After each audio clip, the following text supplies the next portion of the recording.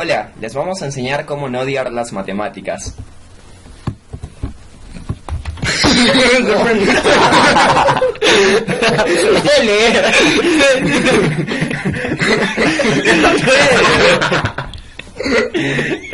¿Qué fue? Hola, les vamos a enseñar cómo no odiar las matemáticas. No.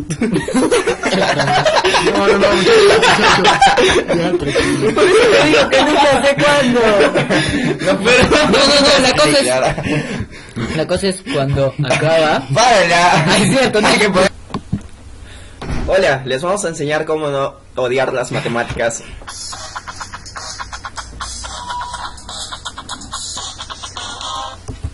Cuando soñamos revisamos cosas de nuestra vida que nos perturban o que nos hacen felices. Tenemos que tomar los sueños como un momento de conectarse con lo que somos capaces de crear en nuestra imaginación y que pueden ayudar a cambiar nuestra vida. El libro El diablo de los números, escrito por Hans Eisenberg, gira alrededor de un niño llamado Robert, el cual, como todo chico corriente de su edad, odia las matemáticas, ya que su profesor hace clases poco entendibles. Pero una noche tiene un sueño especial en donde conoce un pequeño diablillo quien le explica datos curiosos sobre los números y lo fácil y divertido que puede ser trabajar con ellos cuando los aprendes de una manera adecuada. El libro se desarrolla en 12 capítulos, las cuales se representan por 12 diferentes noches. La primera noche. La historia comienza contando uno de los tantos sueños de Robert. Se le aparece un señor viejo y bajito que se presenta como el diablo de los números. Robert le dice que odia todo lo que tenga que ver con las matemáticas, pero el diablo dice que estas no son lo que él piensa, pues ni siquiera requiere la calculadora y que para empezar solo necesita el 1. Puede de 1 en 1, llega hasta el infinito porque existen números infinitamente grandes e infinitamente pequeños. El diablo le explica cómo se hacen los demás números a partir del 1. Robert sigue practicando con la calculadora, pero esta explota y el diablo le dice que con una más grande puede seguir calculando hasta que él se aburra. El diablo se pone furioso con Robert y explota. Robert despierta y se burla por haber arrinconado al diablo. La segunda noche, Robert vuelve a soñar con el diablo y entre charla y charla el diablo concluye que le falta el 0. Robert pregunta el por qué y el diablo le dice el por qué. El 0 es un número más refinado. Luego el diablo le dice que los números romanos son complicados por no tener 0. Como Robert no comprende el significado del 0, el diablo le explica cómo llegar al 0, pues sin él no funcionan las cosas. Después el diablo le dice gracias a la existencia del 0 puede dar grandes saltos con los números y fabricar números corrientes, grandes y pequeños. Como Robert es arrogante, el diablo dice que le falta ver números quebrados, imaginarios, irrazonables, etc.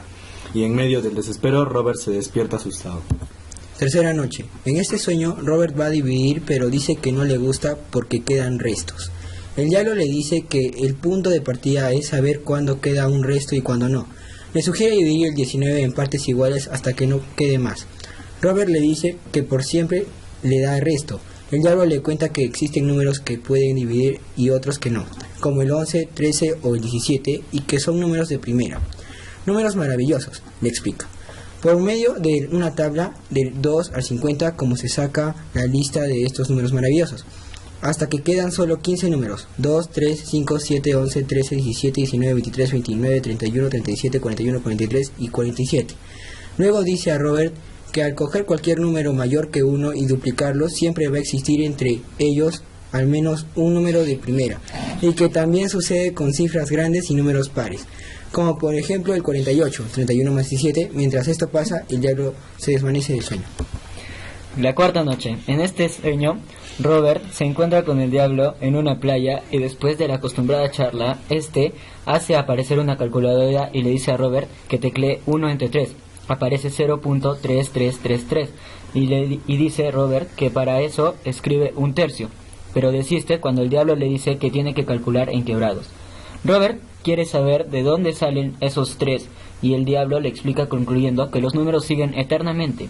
El diablo le dice que eso parece, pero que si suman los 3 tercios le resulta 1 porque un tercio por 3 da un entero. Luego, el diablo le explica a Robert que existen otros números que no entienden a las reglas del juego y que por ese se llaman irrazonables, que se resuelven saltando hacia atrás, pero se dice sacar un rábano como cuando se saca una raíz del suelo. El diablo le pone a Robert ejemplos sencillos, pero se altera cuando le sale una cifra grande y le dice a Robert que eso es un número irrazonable, y así terminó la cuarta noche de sueños para Robert. Quinta noche. El diablo le explica a Robert por medio de unos cocos cómo funcionan los números triangulares. 1, 3, 6, 10, 15, 21, 28, 36, 45, 55. Después le pide a Robert que le dé un número para demostrarle que puede confeccionarlo con máximo 3 números triangulares. 51 es igual a 15 más 36, 83 es igual a 10 más 28 más 45, 12 es igual a 1 más 1 más 10. Luego dice que si suma dos números triangulares sucesivos verá un milagro. 1 más 3 es igual a 4, 3 más 6 es igual a 9, 6 más 10 es igual a 16, 10 más 15 es igual a 25. A lo que Robert responde que son números saltados: 2 al cuadrado, 3 al cuadrado, 4 al cuadrado, 5 al cuadrado. El diablo le enseña a Robert muchos trucos con estos números y finalmente le explica algo sobre los números cuadrados. Pero Robert se pone de pie y se lanza inmediatamente a la piscina infinita de números. La sexta noche. En este sueño el diablo le dice a Robert que tiene un amigo llamado Bonacci, que entendió el cero y se le ocurrió la idea de los números Bonacci. El diablo le dice a Bonacci empezó el 1 más exactamente con el 1 más 1 es igual a 2, y luego cogió las dos últimas cifras y las sumó hasta el aburrimiento: 1, 1, 2, 3, 5, 8, 13, 21, 24, 55, 89, 144. El número le escribe a Robert los números de Bonacci en un pergamino mágico que era interminable. Después el diablo le enseña otros trucos con estos números, pero esta vez se vale de un reloj que en vez de horas marcaba meses, y de unas libres, que terminaron por espantar a Robert, pues se multiplicaron por montones. Cuando acaba la pesadilla, Robert sigue durmiendo tranquilamente hasta que un reloj lo despierta. Séptima noche. Esta vez el diablo lleva a Robert a una casa en forma de cubos y a partir de una base de 16 cubos construye un triángulo. Luego el diablo le dice a Robert que coloque en el cubo más alto del triángulo el número 1. Y en cada uno de los otros cubos escribirá lo que resulte de sumar encima y así hasta terminar. El diablo le dice a Robert que además de encontrar en este triángulo los números normales, también puede hallar los números triangulares, los saltados y los de Bonacci, los números pares y los impares, diferenciados con colores luminosos que hacen brillar al triángulo. También le dice a Robert que el triángulo de los números es antiquísimo y que lo inventó un chino. Después de aprender muchas cosas sobre este triángulo, Robert se queda profundamente dormido. Octava noche. En este sueño Robert se encuentra en el salón de clases con algunos de sus compañeros y como profesor está el diablo de los números, que en esta ocasión le enseña las posibilidades, en este caso 24, que hay para intercambiar puestos entre varios de sus compañeros utilizando las iniciales de los nombres de cada uno de ellos, A, B, C, D. También el diablo le dice a Robert que le gustaría saber qué pasa si el mundo da la mano a todo el mundo. Llegan a la conclusión que es una operación que se puede solucionar por medio de los números triangulares. Luego le dice que si no quiere pasar tanto tiempo calculando, puede hacerlo dibujando unos círculos. El diablo se despide de Robert diciéndole que se va a tomar unas vacaciones.